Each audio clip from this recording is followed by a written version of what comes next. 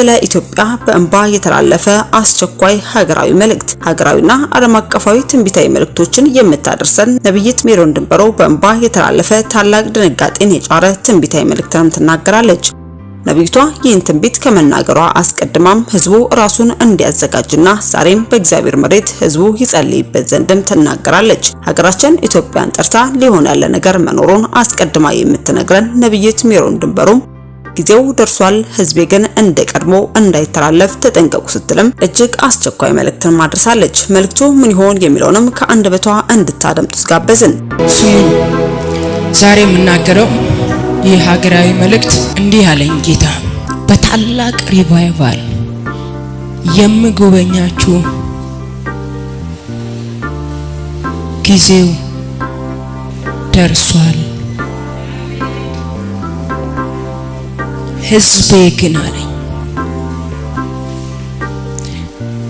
እንደ ቀድሞ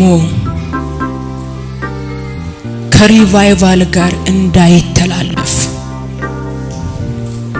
ከዚህ ቀደም አለኝ ጌታ በምድሪቱ ላይ ታላቅ ሪቫይቫል ይዤ መጥቼ ነበረ። ህዝቤ ግን አለኝ ባለመዘጋጀቱ ምክንያት አልፌ ሄድኩ።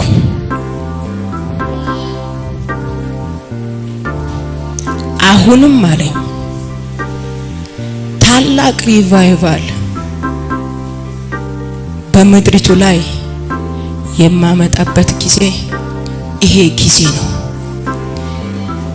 ከዚህ ታላቅ ሪቫይቫል ጋር ህዝቤ እንዳይተላለፍ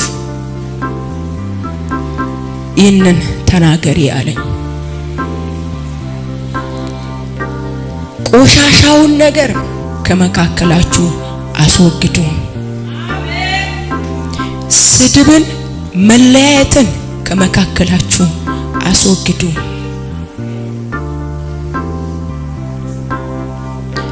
በአንድ ልብ በፊቴ ቁሙ አለኝ። እንዲህ አለኝ በስጋ ብቻ መቆም አይደለም አለኝ። በአንድ ልብ በልብ መያዝ በአንድነት ቁሙ።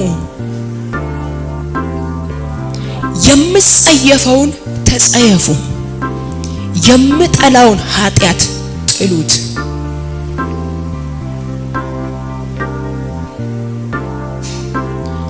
ታላቁ ሪቫይቫል በኢትዮጵያ ላይ የሚጀምርበት ጊዜው ደርሷል።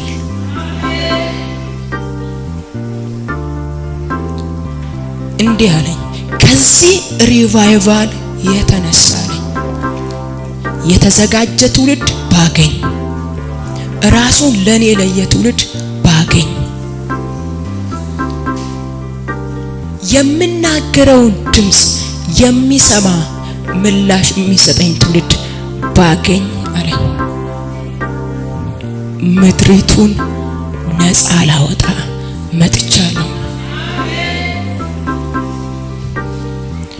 በቤተ እምነቶች መካከል ያለውን አጥር ገደቡን ላፈርስ መጥቻለሁ። በርካታ ህዝብን ወደ ቤቴ ልጠራ መጥቻለሁ። ከዚህ ሪቫይቫል የተነሳለኝ ብዙ ህዝብ አለኝ ወደ መንግስቴ ይመጣል።